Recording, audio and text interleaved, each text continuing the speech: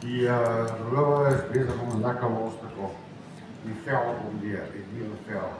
My prachtig, dankie. Wat ek kon sê, soos ek gesê het, my besigheid wat ek in Januarie beplan om te launch is Spinks Property Services. Wat ons doen is die diens wat ons gaan lewer is om dienste te lewer aan enige benodigde dienste aan enige grootte of tipe eiendomseienaar. So ek dink nader behoorlik vir Pierre sy vroegere vraag te antwoord oor wat doen jy nou as jy wil weet of jy 'n goeie bekwame planner het. As ek jou vir hom sê, ja, vir Spinks Property Services se nommer. Maar deesdae is dit eintlik baie makliker nog as dit.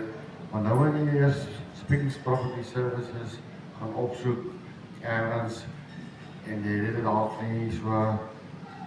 Daarom is daar deesdae 'n wonderlike tool en dit is sy naam is Google. En almal ken Google. Ek weet Pierre sit met 'n blykbare pre-Donald Trump voor nog wanneer die Chinese hijack is en hy kan nie Google nie.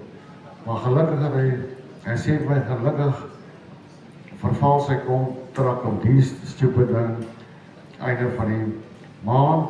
So van 1 Januarie kan hy nog Google. Ons klap hande vir Pierre. Ja, daarom sal definitief een van die goed wees wat Spinks op gaan registreer Google wees. So as jy Google en jy whatever jy wil nodig het in jou huis of by jou besigheid wat herstelwerk, instandhouding, maar dit is nie al wat ons doen nie. Ons doen op die einde van die dag tot groot konstruksiewerke of klein konstruksiewerke. As ek gesê het, enige diens vir enige grootte eiendomseienaar. Maar dankie.